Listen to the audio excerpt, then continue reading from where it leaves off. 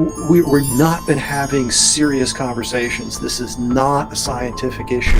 Hopefully, people are able to get to a better understanding and we don't politicize things and we look at the pros and cons of everything. I think it's highly questionable to say that the methane per se is a health risk. I think it's fair to point out that a lot of this is misinformation that's promoted with an agenda. And I'm going to get really controversial here, and I'm going to say we have far better quality evidence that your child is far more likely, by orders of magnitude, more likely to be harmed by putting it on a vegan diet. But I'm convinced that the greatest insult to public health globally is malnutrition, which manifests itself as hyperinsulinemia, insulin resistance.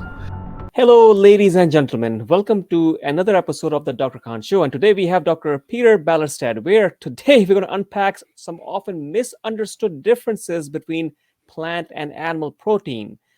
What does protein quality really mean? How does it affect our bodies? We will dive into the concept of protein utility and biological value and its implications for our nutrition and health.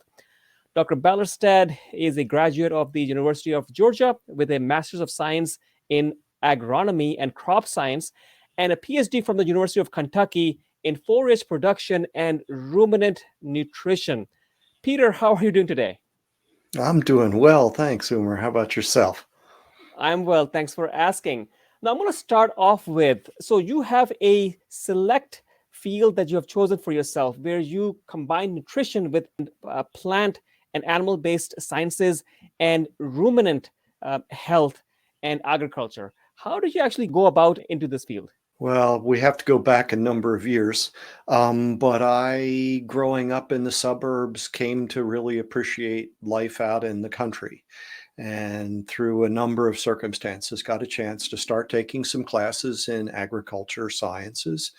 And that got me onto a farm to do some actual farm planning, and that fascinated me.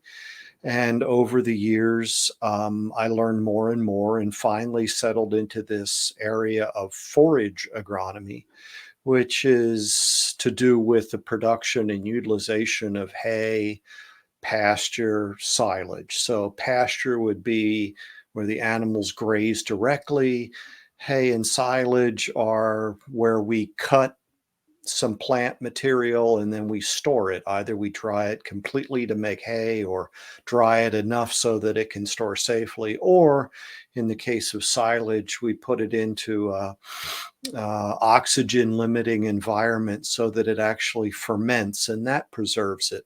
And we call that conserved feed. So we have spring, summer, and fall when crops grow, and then we have winter when they don't. So we need feed for those times. And so we conserve it from a time of production to the time of use. Because I'm in the area of forages, it makes sense to understand ruminant nutrition because they're the primary consumers of forages. And that's what I did for a number of years. Until I had my own health journey in 2007, started in 2007. All right. So I think you mentioned, I was watching one of your podcasts that you were probably a bit overweight. And when you turned 50, you realized that you got to change a few things. What were the changes that you made in your health and your diet that led to you to be a better version of yourself? Well, primarily it's carbohydrate restriction or reduction. I think I like the word reduction because restriction just sounds bad. Few people will argue about reduction. Therapeutic carbohydrate reduction is what I implemented, what I discovered, primarily through Protein Powered Life Plan by Michael and Mary Dan Eads. But I read a lot about the history in Gary Taubes's book, Good Calories, Bad Calories. There were a number of other sources.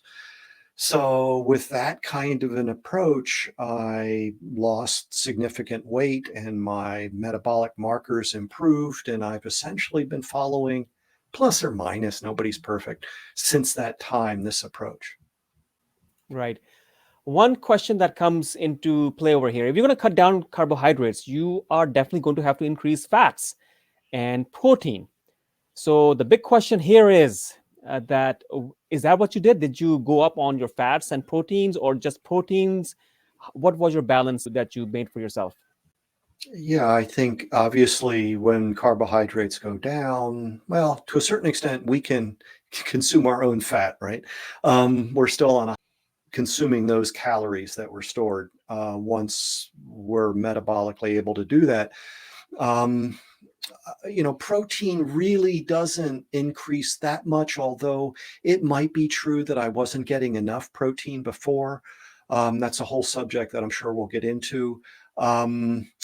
More of the animal source foods were in my diet than previous because I was no longer consciously avoiding the fats that come along with animal source foods, which tends to happen when people try to follow a low fat diet. That does tend to happen. And so it seems you had a preference for animal based foods. With your background, and you have extensive experience and knowledge regarding proteins and the quality of proteins. So, how would you differentiate the quality of plant protein versus animal source protein? Well, for the most part, animal source proteins are superior nutritionally to plant source proteins. The one notable example would be soy. However, it should not be controversial that animal source proteins are superior in the sense that they provide all the essential amino acids we need. They are provided in the right ratios to each other, and they tend to be more digestible than from plant source foods. And in addition, of course, we don't merely get the indispensable amino acids from animal source foods like meat being one animal source food, it's not the only one.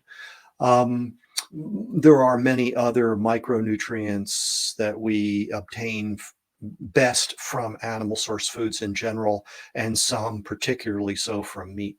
It's very fairly interesting to note. Is there a difference in the, where we have different types of amino acids, and some are essential and some are non essential? Is there a difference in the ratio of proteins and the amount and the types of amino acids that we are deriving from animal proteins compared to plant proteins? Well, if I'm understanding correctly, for example, wheat and rice are the two largest sources of crude protein in humanity's food supply. As cereals, that's what we call wheat and rice and corn and oats. We call them cereals, not to be confused with breakfast items. Cereals are deficient in lysine, a specific indispensable amino acid. And in addition, since we don't eat the raw seeds of cereal, we typically process them into other foods, that lysine becomes less available as a result of the processing frequently. Well, in terms of meat provides more than enough lysine to meet our requirements. So that would be one example of how they differ. So you mentioned about that there is slight differences in the balance of proteins that are in animal and plant-based diets. Is that actually of any value? Can people actually obtain the adequate amount of nutrition, protein-based nutrition from plant-based foods, or are you in favor of animal-based proteins to give you a possibly a better balance? Yeah, in general, I'm in favor of omnivorous diets. I think in theory, lots of things are possible, but I live in Oregon and you live in Pennsylvania. That's not in theory, right? We live in the real world, and people have a number of pressures on them. And some of these theories about how we could possibly formulate a balanced plant-only diet would require more knowledge and more resources than the majority of people have available to them. And I also, as I've gone along, have become more and more concerned about the global status of humanity. And the vast majority of humanity is currently in a condition of malnutrition. We see that across all income level countries. You know, um, reasons for that. So I saw somewhere the quote that 95% of the world's vegetarians are economic vegetarians. They're not philosophical vegetarians. In other words, if they had the access or the means to afford it, they would eat animal source foods and particularly meat. Peter, that's a very important point there. Consuming animal food does get to be a bit more expensive, and but that is a real problem. Even though people may be malnourished in a way from the protein standpoint, is that something that can be catered to? Well, in a number of ways, I think we have to, right? So the people that I work with in cropping livestock systems in agriculture today, that's one of the concerns that we have is how do we produce animal source foods so that they're affordable and accessible while at the same time the farmers and ranchers can make sufficient profit to sustain their business, right? There's no sustainability without profit at the end of the day. Um, so, and there's some real challenges, but I think that those are things that we have to address, because when we look globally, we realize just how essential animal source foods are in the diets of people and the damage that comes when they don't get enough. And again, this is across income level countries, high, medium, and low. Right, definitely. I was able to pull up this graphic, and it does show some differences between animal and plant protein. And as you rightly mentioned, chicken definitely brings you a lot more protein than, for example, you would say beans would, or even possibly even tofu per 100 grams over here. Almonds seem to be doing a slightly better job, but how many almonds can you actually take in? And the amount of protein you will get, you will end up consuming a lot more calories if you look at this. And if you compare with the Mhm. amount of calories you get from chickens with the same amount of grams, it's 158 calories. Whereas from almonds, you have to eat around 579 calories of almonds to get a higher level of protein in your diet. So this is definitely a significant aspect to consider, that the quality of protein and the amount of protein that people need to ingest. And especially we have seen that protein is essential for all types of biological functions. How would you comment that people who are vegetarian and vegan have been able to, in a way, adequately maintain their life and health for maybe throughout their lives? And what have you noticed, or what is your experience, if they have any developed any deficiencies or they have any shortcomings because being on a plant-based diet? Yeah. Well, first of all, I think it's only fair to say that I'm not a human nutritionist. I'm not a human medical specialist or a physician in any way. I will now be speculating.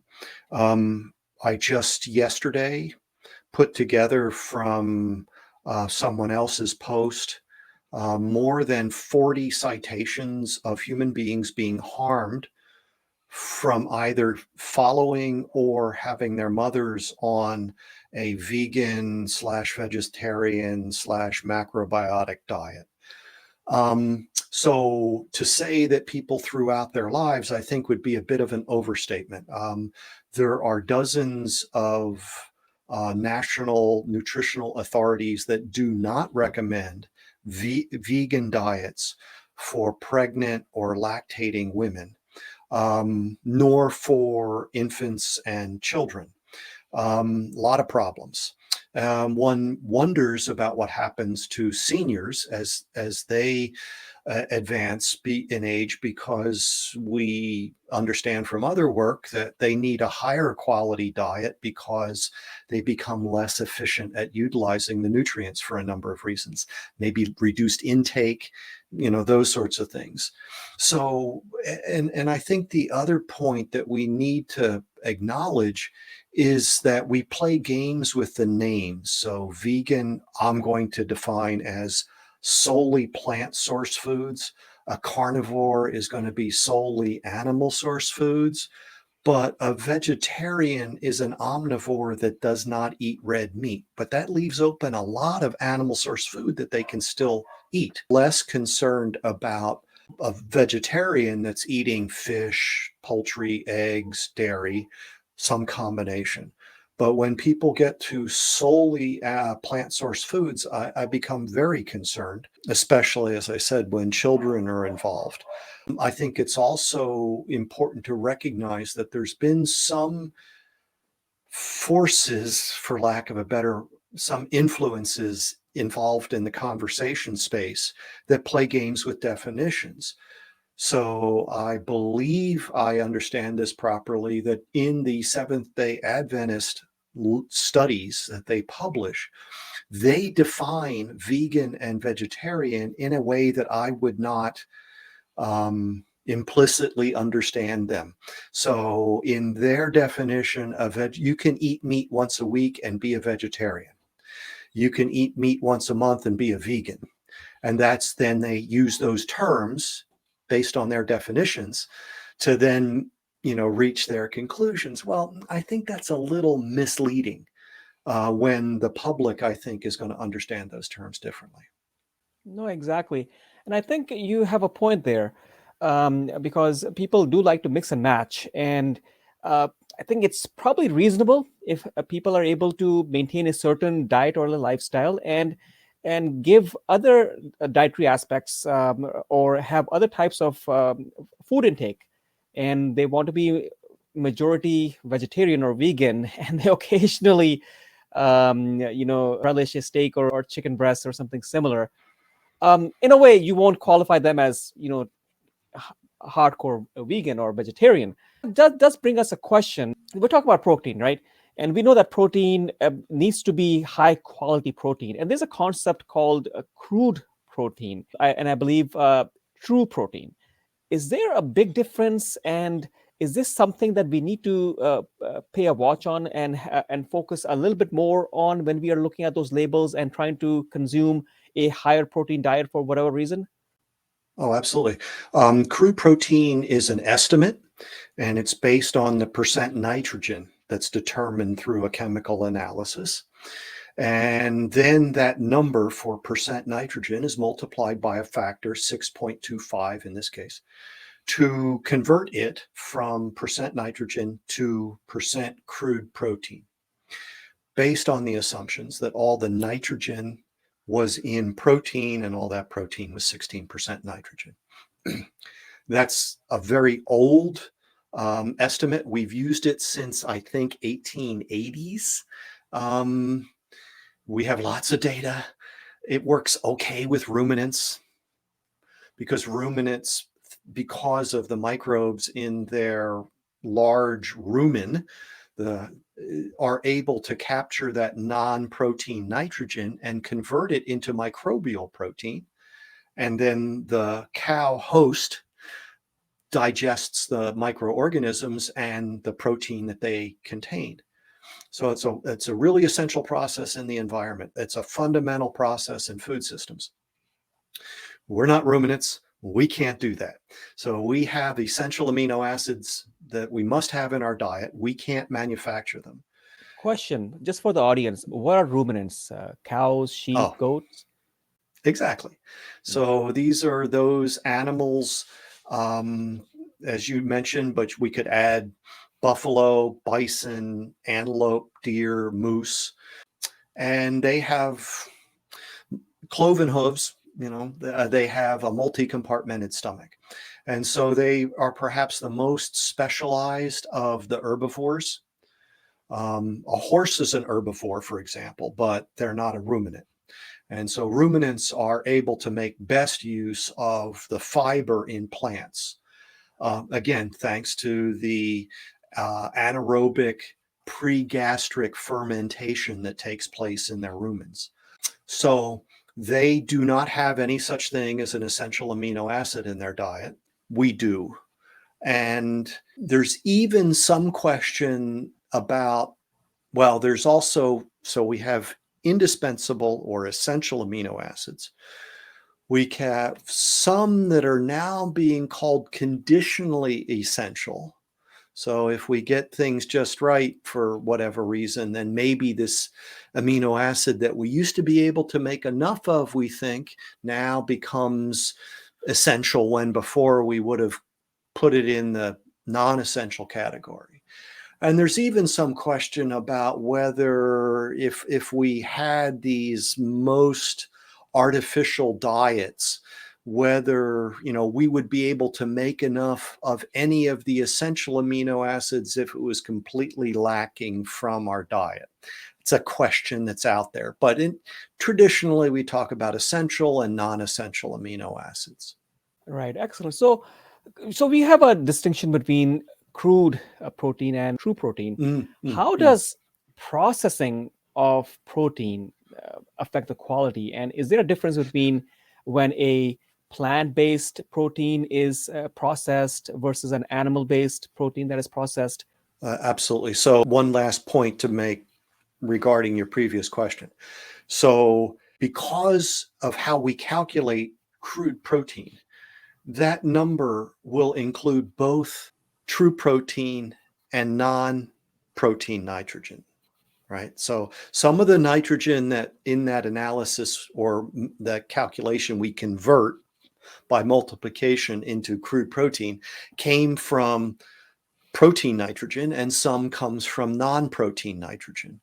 And typically the difference between true protein and crude protein is going to be greater in plant source foods than it's going to be in animal source foods.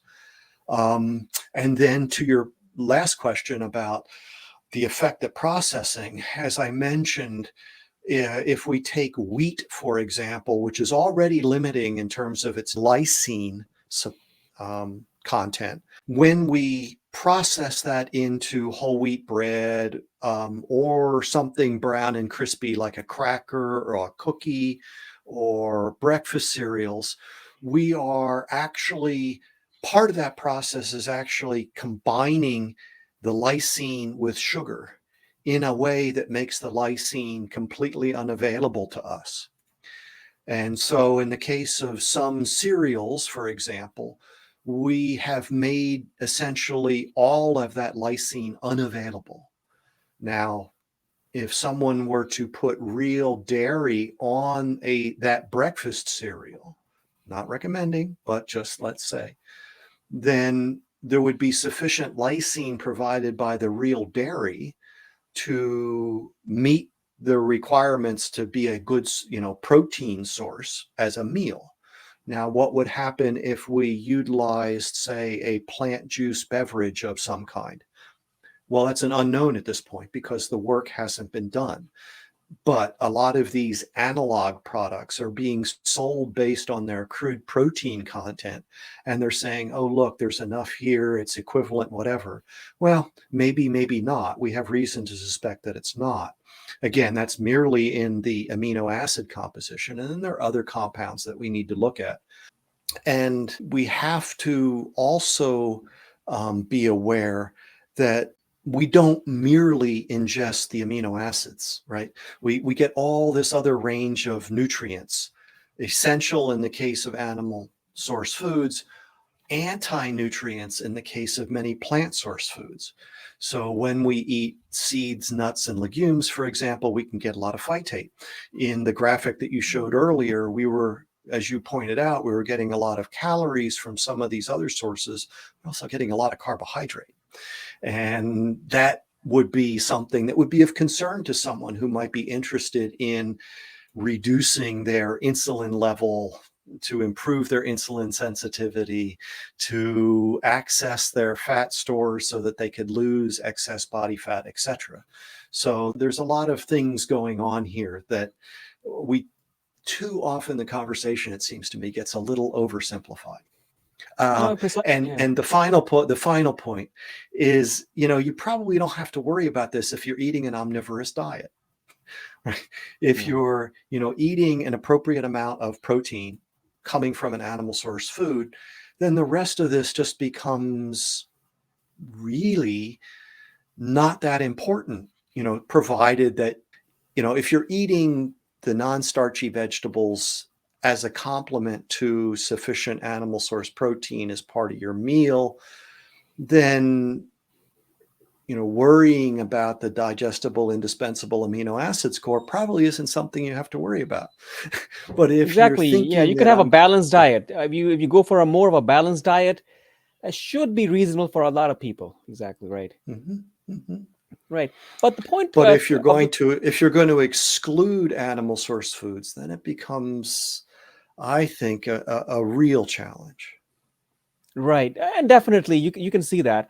One problem with talking about animal-based food comes with the potential environmental consequences and impact of, for example, from cows, you have methane production that they're able to produce, and that has been a question mark on regards to beef and cows, and how that is possibly affecting greenhouse gas emissions, and methane being a gas that is supposed to be. I was reading someplace that from 50 to 80 times more than carbon dioxide. What is your knowledge on this, and how do you justify this, given that this could be significantly injurious to health and possibly global warming? Well, I think it's highly questionable to say that the methane per se is a health risk, right? So let's put that off the side.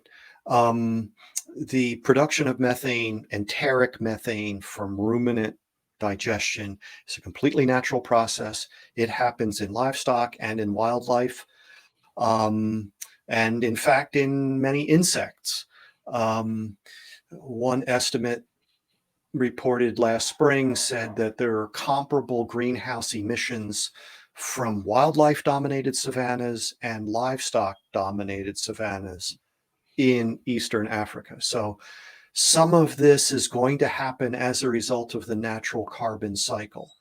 And because of the nature of the conversation, we have this artificial division between natural and man-made or man-influenced impacts. Number Yeah, two, everything just we to do has an impact. yeah, Peter, the biggest discussion that goes around animal-based protein, and especially from the environmental standpoint, and we really got to talk about this, because this is a big question that people have in their mind, that people do generally think that yes, cows are injurious to the environment, Yeah, and so that is a big question that people do talk about, and it's difficult to not talk about it. That is sort of the problem here. yeah. Sure, absolutely. No, I completely understand. I think it's fair to point out that a lot of this is misinformation that's promoted with an agenda, right? So you can accuse me of having a bias, and fair enough. There's no such thing as a point of view that's nobody's point of view. I'm merely pointing out that we've had things like you said 50, 80 times. The number's closer to 28, 25 times. And even that's in dispute of the warming potential of methane versus CO2. I mentioned earlier that there's a carbon cycle that takes place in the environment. What I mean by that is we have CO2 in the atmosphere at a very low percentage when we look at percentage of atmospheric composition. Photosynthesis is the process by which radiant energy from the sun is utilized to take CO2 and water and reduce the CO2 to carbohydrate. And from that, then we have fiber, we have sugar, etc. Or first sugar, which fiber is made out of, and oxygen. Those are the products of photosynthesis. So when we're talking about grassland or other forage, we have photosynthesis that's building plant material that the cow then eats. So some portion of that is then burped out as methane. Well, that methane in the atmosphere is oxidized to CO2 within about 10 years. So we have the cycling of CO2 through photosynthesis, the plants, the cow, back to the atmosphere within about 10 years. It's a cycling of CO2 as compared to when we extract natural gas or when we have coal mining. We have fossil energy, which really is the driver of anthropogenic greenhouse gas emissions. So we've not been having sincere conversations about this subject. And there's a number of points that I can bring up.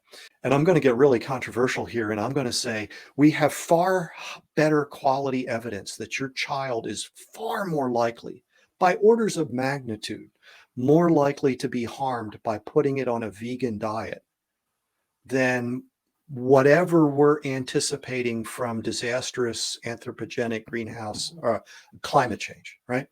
So, we're having the wrong conversations. Human beings today are being harmed by too little animal source foods. We have conversations about some imagined harm from too much, which really is only based on nutritional epidemiology of chronic disease, very questionable discipline. We also have these overstatements of environmental impacts. Again, we have natural grasslands, which are our most endangered biome globally. They're critical for watershed. They're critical for soil stewardship. They're critical for carbon sequestration globally.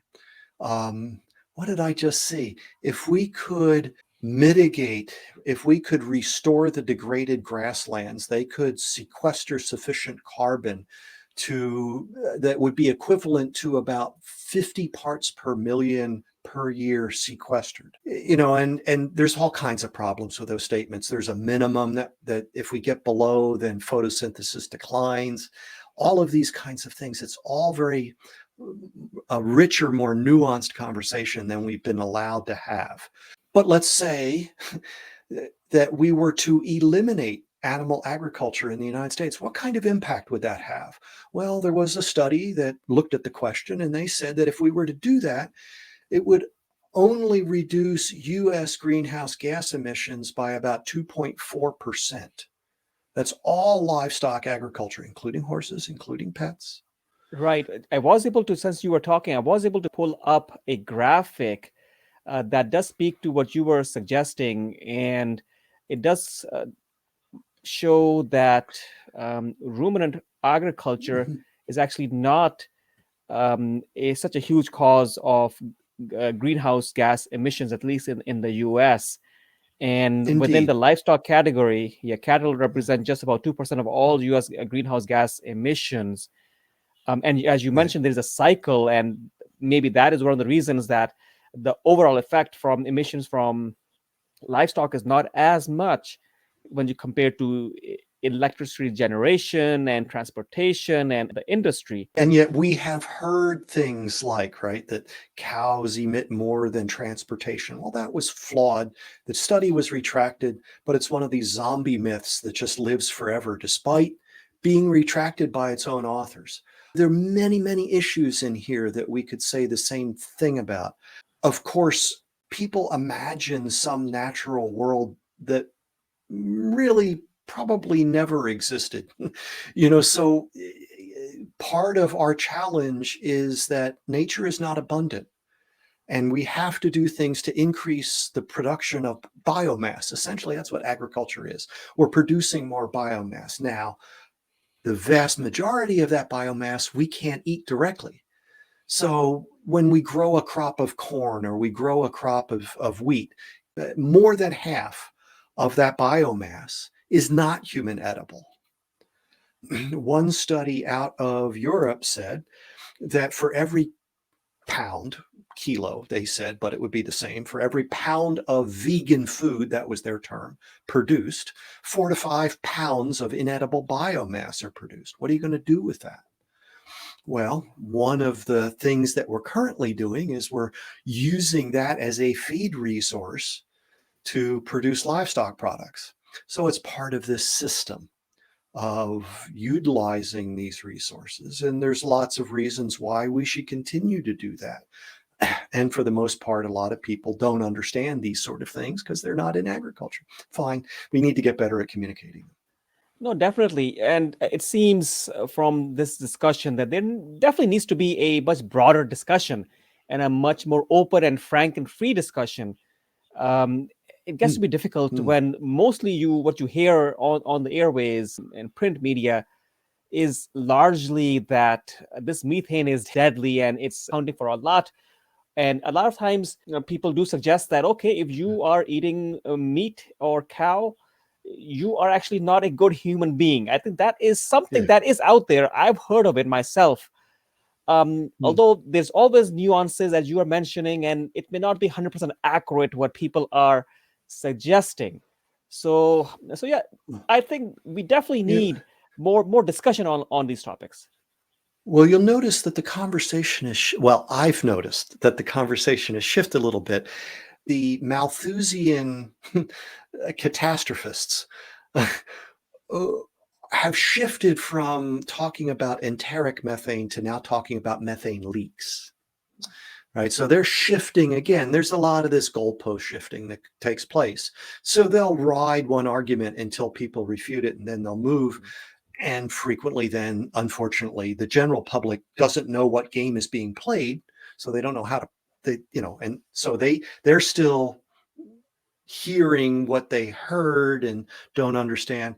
The issues that are in play are nothing short of essential to human flourishing globally. And we've had repeated instances in many countries where people are getting to the end of their tolerance for some of these ideas because there are no solutions, there are only trade-offs. And some proponents come along and they say, oh, it'll all be wonderful if you just do this. And politicians, they have to be seen to be doing something, because this is a crisis and we have to address this crisis. Well, they don't really always have all the information at their hands and they want to be reelected and so whatever. So they go ahead and then when the predictable results come due, okay, now it's a new crisis. So they have to find something, there is a lot of this going on. We have to understand that if we stop eating animal source foods, what's the alternative? Where does that come from? Well, is it going to come from more crop source foods produced? Where's that going to take place? When we produce these crops for human utilization, where does that take place? That has impacts. We're not always good at looking at that. And if we're going to have a fair and frank exchange of ideas, what's the environmental impact of the healthcare industry? Well, I can pull out the one estimate that said that the US healthcare industry is a significant source of pollution, including 10% of anthropogenic greenhouse gas emissions. 10. You just showed a figure that said all of livestock agriculture is less than 4 and beef is 2. Now, it's fair to say those are not apples to apples comparisons, right? Because in the healthcare estimate, they said how much energy is being used, right? How much food is being served? How much transportation is involved? All fair questions, right? The point is that the healthcare industry itself has a discernible and to this point, not well quantified environmental impact. And yet we know that malnutrition is the driver of US healthcare costs and It globally definitely the is. same thing. And Yeah. so if I'm right that animal source food is essential for proper nourishment and therefore for avoiding a significant portion of the chronic disease burden, which is the driver of healthcare in the United States, well then, how do we do the trade-offs, right? Because everything we do has impacts. I'm willing, now it may be my bias, I'm willing to entertain the notion of well-managed grasslands for the production of animal source foods to lower the healthcare burden, among other things, as well as producing ecosystem services like watershed health, like wildlife diversity, like diversity of plant species, as well as animals, as well as insects, fire mitigation in some areas where if we don't graze these, the fuel builds up and brush encroachment, which then leads to hazards. So there's a number of things, as well as, oh, by the way, new wealth creation, right? Something like 700 million of the world's poorest people are pastoralists. They're dependent on herding and raising livestock. So these people that entertain these notions in the high income countries, how's that going to be manifest in the rest of the world? And I'm not above trying to get these people to experience a bit of shame over their naive at best and malevolent in practice, if not intent, ideas. No, definitely. And for example, in Africa, especially, you heard of the Maasai people. They live off cows, cattle, I believe, and they drink the milk, they drink the blood, and that's they probably consume the meat. So that's how a lot of Mhm. people live. And in many of these traditional societies where people have cattle, sheeps, and that's how they live, if you take that away, they will lose a certain degree or a huge degree of their livelihood. And it just can't be one size fits all. I think there has to be a mixture, and a lot of consideration needs to go into this. And of course, a bigger and broader discussion needs to go into what's actually is happening. And a lot of things, as you mentioned, get politicized, and hopefully we don't, Yeah. stay in that, and we go towards a more objective approach on these matters, which is very essential. Well, yeah, and going back to an earlier question, the question of affordability is key. And I hear people, even, in the metabolic health space, who are saying things to the effect of you need to only be buying organic or grass-fed or whatever the animal source food is. And I'm very concerned about anything that builds barriers to adoption because we understand that this metabolic health burden falls heaviest on low income people. And so, how can we justify saying something like what I described hearing from the data? Because I've also heard a number of very prominent clinicians who say that's never been a concern in my clinical practice. And when I go to the literature and I look for justification, I cannot find it. Now, I really ascribe to Liebig's barrel, the Pareto principle, find, the most limiting factor and address it. And I'm convinced, now I'm only an agronomist, so take it for what it's worth, but I'm convinced that the greatest insult to public health globally is malnutrition, which manifests itself as hyperinsulinemia, insulin resistance. I listen to people like Professor Bickman, who convinces me that virtually every chronic disease we can now think of has a strong association with, if not causal relationship to, the condition of hyperinsulinemia, chronically elevated insulin, and insulin resistance. And if not, it doesn't make it better, right? So this seems to be the first place for us to address. It's the easiest thing to look at from that perspective, right? Because the foods are currently being produced. I hear lots of conversations about, well, if we only produced these foods this way, well, okay, fine. But again, that hasn't happened yet. Today, we're living in a world where maybe spam is the best option somebody, or lunch meat, or the lost leader eggs at the supermarket are the best option available. And we should encourage people to eat that and not the ultra processed food that currently is 60+% of calories in Americans' diet. It's we're not been having serious conversations. This is not a scientific issue. If it were a scientific issue, we would have knocked it several decades ago and been on to other pressing issues.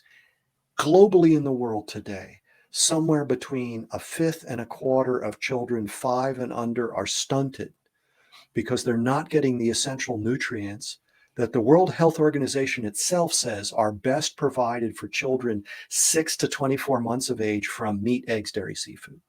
UNICEF says that 60% of children 6 to 24 months of age do not get meat, eggs, dairy, seafood. This is a shame. This is a scandal. We must change this. And at the same time, we have people advocating that we should become more like those parts of the world where the stunting rate is the highest. It, these people are not serious. They're not sincere, and we should stop listening to them. I know it's hard. I know, we get a lot of information filtered through we don't always know where it comes from. So maybe that's part of our mission too, is to say, this information's coming to us from these people. Let's go find the people that are doing the good work that shows that really modest supplementation of these children's diet will make a meaningful impact in their scholastic performance. I mean, we're Yeah, talking about yeah. people not being able to achieve their potential. Right. And the problem right now is that food and processed and refined carbohydrates, I mean, you can call that plant-based food in a way, and that does end up giving plant-based food a much a bad rap compared to what if you have a much more healthier and natural plant-based food. It'll be a lot easier to support more of a plant-based diet in a way, or an omnivorous diet which does include significant amounts of plants. But nowadays people are just into cakes, cookies, pastries, pizza crust. You name it. This is what kids are Yeah. eating, and this is what they're growing up on. And this ended up happening because we had the food pyramid, with carbohydrates being the Yeah. most prominent source for our calories. And in a way, that makes sense. Okay, it's easy to get calories from carbohydrates, but what has it done to our health? It hasn't done Yeah. our health any benefits. Clearly, I try to always acknowledge the influence that Adele Height had on me. And she taught me that, it's not fair to say that the obesity epidemic that we're currently experiencing was caused by the dietary guidelines, but it is abundantly fair to say they damn sure didn't prevent it, right? And that's how they were sold to us. They said if we would eat this way, we would avoid these killer diseases. That was the term that they used in the late 70s. At the time, there were people trained as scientists who tried to say, please don't do this. We have evidence that suggests, we have reason to think. Didn't matter. They were up against zealots. They were up against interests that did not operate on those same rules. And so they said things like, we can't imagine any harm for doing this, right? What's the harm? It may benefit and we can't imagine any harm is essentially Hegsted's quote. Well, y'all need a better imagination, dude, because there were people trying to warn you at the time. And if you can see today, you might wonder about the wisdom of that. But of course, that's very difficult for human beings to mouth the words, I was wrong, I'm sorry, for any number of reasons.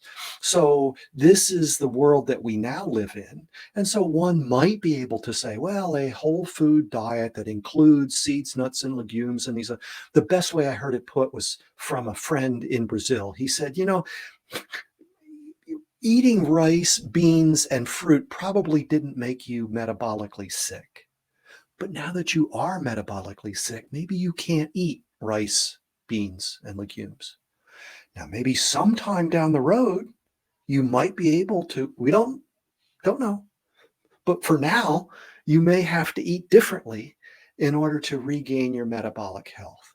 So I have 3 keys that I operate under. Number 1 is public health will be harmed by insufficient animal source food.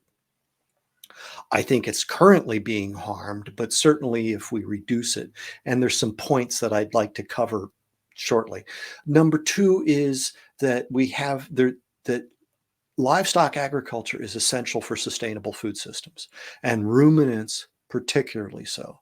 Number 3 is these foods are part of our heritage and our tradition, regardless of where they come from, right? There's no such thing as a vegan culture, right? That didn't exist before it was invented by, Westerners in whatever environments they were in. And 2 other things that Adele gave me, and maybe this will help us find the people of goodwill for us to work with and talk to and cooperate with. We ought to be able to agree that we should focus on achieving adequate essential nutrition, and number 2, restoring or maintaining metabolic health. Those ought to be the 2 goals of whatever we're talking about in the realm of food. Now, I would say, yes, I can agree on that. And then I want to go from essential to optimum, optimal health, right? Or optimal nutrition, because adequate, there's lots of things we could talk about, but those are places for us to at least determine where to start from. Okay, the points that I made reference to when I was talking about the three keys. I believe I've got the years right. In 2000, Cordain and colleagues published work where they had surveyed hunter-gatherer populations that were still available. And they determined what percentage of calories came from animal source foods in their diet. And it ranged from 30% to 100%, and the mean value was somewhere around 70%. But none were below 30. Okay. Today, if you look across the major regions of the world, there's no food supply data for those regions that's above 30% of calories being provided by animal source foods. Okay, now in 2020, I believe, Nordhagen and colleagues published work that said when you get below 30% of calories from animal source foods, you see a number of micronutrient deficiencies appear and then rapidly increase in those populations. So that's an interesting agreement around that 30% value. And again, we're not there. So interesting. And It's then flipped currently. It's flipped. It's completely flipped currently. yeah, and View, and I think this is 22. In any case, they published, colleagues published work that suggested if you're not getting at least half of your protein from animal source foods, or sorry, if you're not getting at least half your protein from animal protein, then you're likely to not be meeting your non-protein nutritional requirements. So those are 3 points to just kind of throw out there into the space where in some parts of the world, it's in the low teens Right. as a Yeah. percent of calories coming from animal source food. And in the US, again, we're right below 30%. So a lot of these narratives, when you try to line them up with data and reality, and then you can look at the number of women who are anemic, other deficiencies that are manifesting, again, there's reason for concern. And Right. it would just be simpler if people ate what was affordable, what was available to them, and what they enjoyed, what was appropriate to their background and their history in the sense of animal source foods, and combine that with whatever they prefer based on what their goals are. And this is where we would have to refer to you and your colleagues to say, how is the patient going to know that their health is trending in the right direction? We know it's not going to be total cholesterol. We know it's not going to be LDL cholesterol. We know it's not BMI. So what is it? Because most people who go to the doctor, who have a conversation with most doctors, I'm afraid, they're going to talk about their weight, BMI. They're going to talk about their total cholesterol, their LDL cholesterol, and then they're going to have some really unfortunate conversations after that. Yeah, there needs to be a huge shift, and definitely things are changing, but not fast enough. And I want to touch upon another argument that people raise regarding that animal agriculture actually is a burden, and that could be utilized to cultivate crops, right? And animal grazing could be a problem. But what I was reading is that in terms of land use, about 70% of agricultural land globally is actually not suitable for growing crops, but can support grazing animals. And this means that livestock can convert grasslands, which are otherwise unproductive for crop agriculture, into valuable food sources. And then we are able to maximize our land use efficiency. So there are a lot of nuances over here that people do end up overlooking. hopefully people are able to get to a better understanding, and we don't politicize things, and we look at the pros and cons of everything before we make decisions, or social media or on the airwaves or on TV. We look at things in a more holistic manner. Yeah, another way to put it is, why not focus on what we can control rather than getting exercised about things that are outside of our control? And what we eat, what our family eats, these are things within our control. Now, I recognize that I'm very blessed. I have resources that the vast majority of humanity doesn't have. I understand that. And still, we live in the United States. We, as a population, have access to resources that many parts of the world don't have. So let's maybe shift the conversation a little bit to doing what we can. As someone said at a conference recently, don't outsource your health. It's your health. Your physician is not your boss, with all due respect. Um, It's and okay, so it's everybody. you.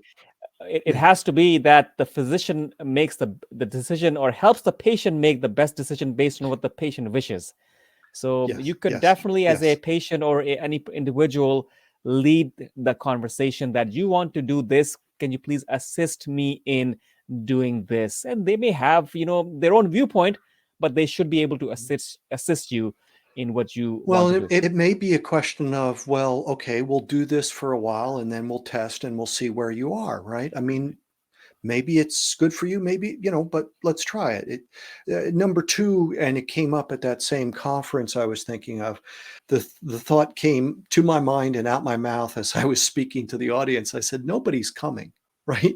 If you're waiting for somebody to come and solve these problems, sorry, there are too many entities in whose interest it is not for them to Mhm. solve the issues, right? And I don't want to cast aspersions or anything. It's just reality. So we have this opportunity ourselves, and it's up to us individually, and then ideally groups of us as individuals can come together and help and communicate and spread the word to other people that haven't heard it yet. And that clearly is what I hope I've done here, and what I've done in other areas, and what I intend to continue doing. Right. Definitely, Peter. We appreciate it. Peter, a few rapid fire questions for you. Grass fed or grain fed beef? Which one do you prefer?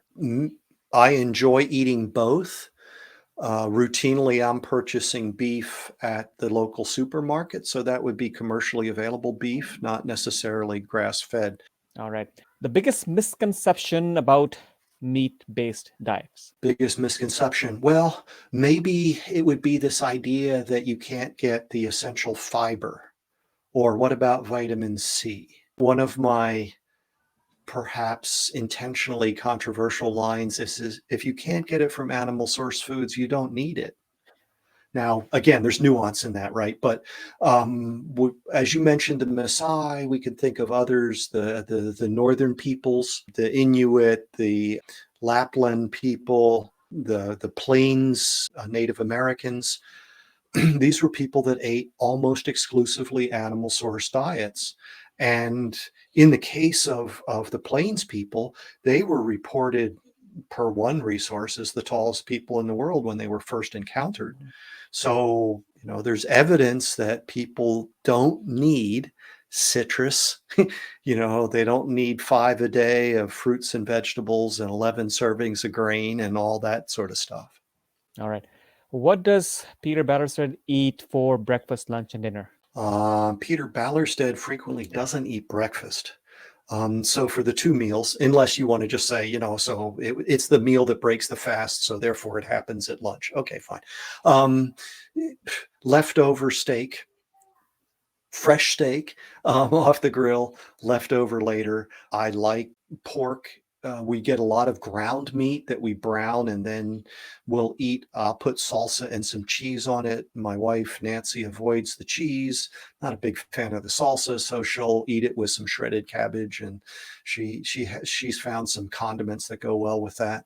Make a scramble with cooked ground meat, or some of the cut up leftover steak with eggs. And again, I'll put cheese on that. Occasional fish, occasional poultry. Most of my poultry comes in the form of eggs. I don't know why we call them different. I mean, essentially, it's everything you need to make a chicken. I enjoy lamb. It's not a common, regular occurrence, but we enjoy that.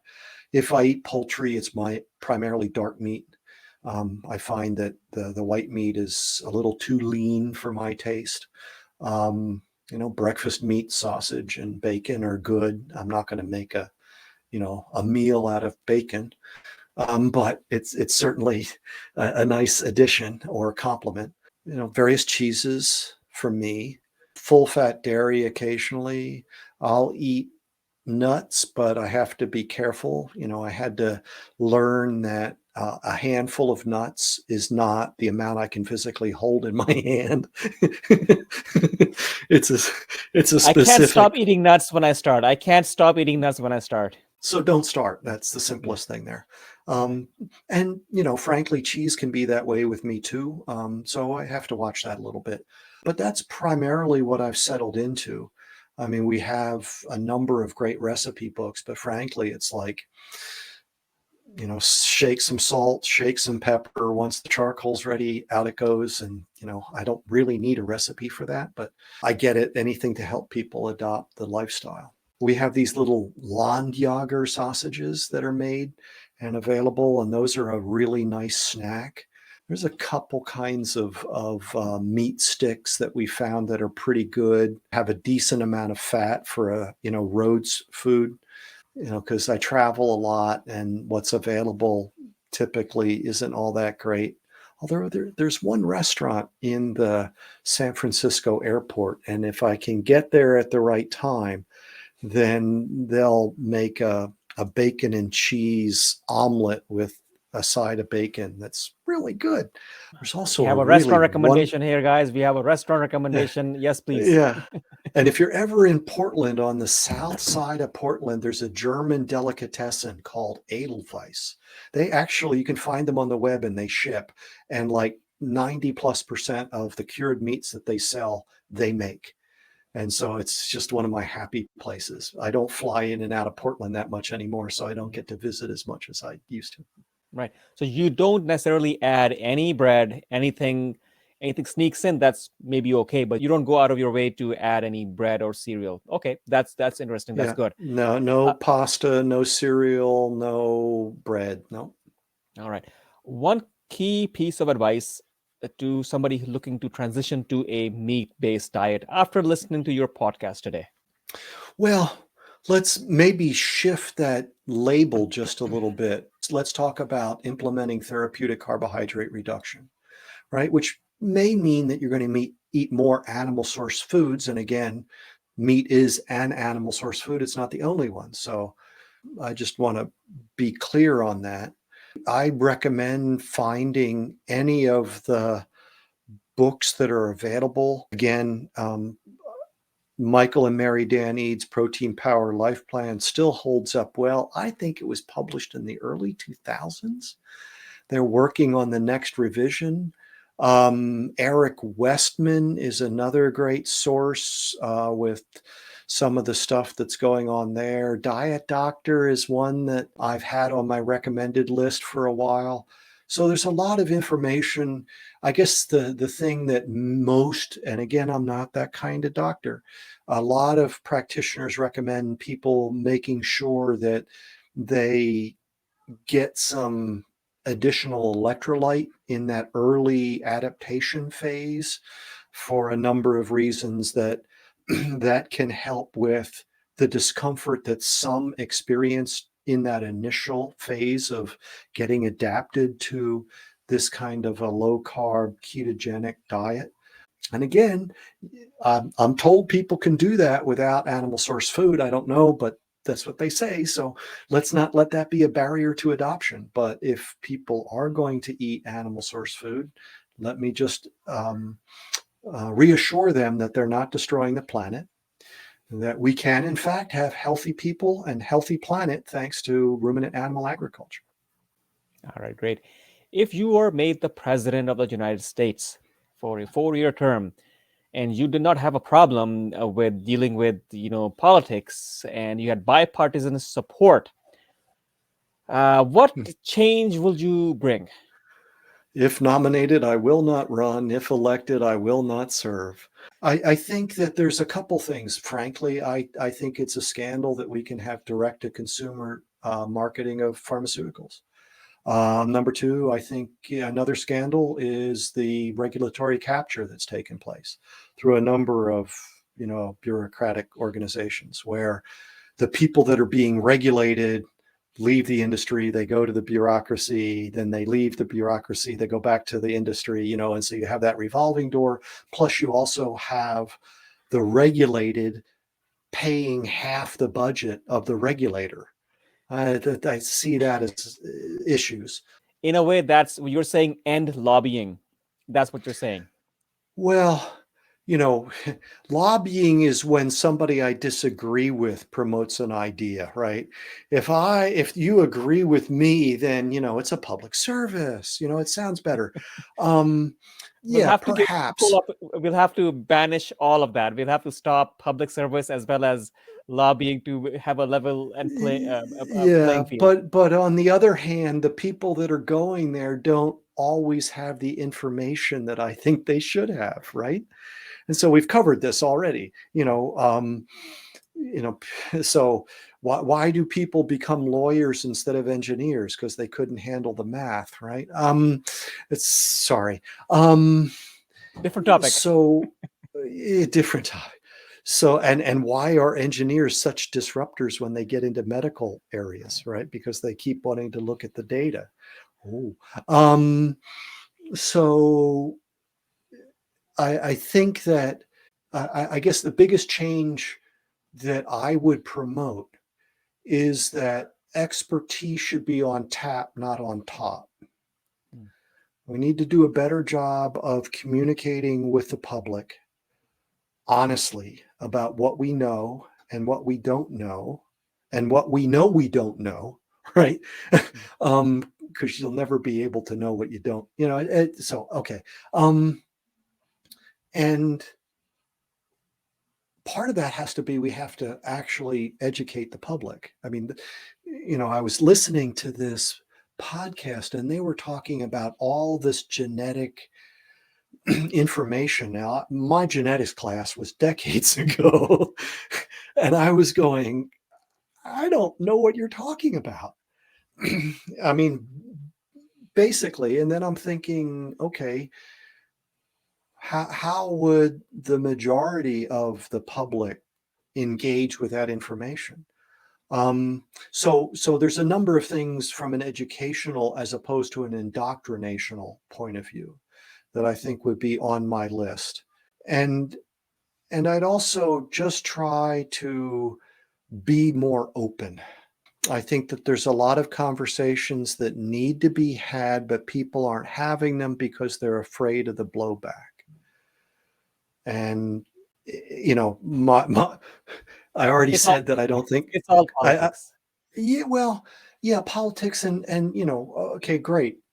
I think that there are some people who got into public service in that realm who have no intention of making it a career. Yeah. And then there are other people who do have that as a career and maybe some of the former become the latter once they get there. But when you get to the point where you're more concerned about preserving yourself in your office, then, and I don't care what party you're involved in, then that creates some kind of incentive to not have conversations that we need to be having because people are concerned about the political blowback rather than finding solutions. And so that has to change too. Very appropriately said. Dr. Peter Ballerstedt, it was a pleasure having you. Thank you for your valuable time. Thank you so much. Thank you for the opportunity. My pleasure. And thanks for watching. And if you like this, consider sharing it with your family and friends. And do check out this other video. I'm sure you will find it interesting. I'm Dr. Khan. Thank you so much. I appreciate you as a valuable viewer, and thanks for watching till the very end. If you liked this, check out this podcast. I know you will love it. You can also check for more interesting links in the description. I'm Dr. Khan. Looking forward to seeing you again. Thank you.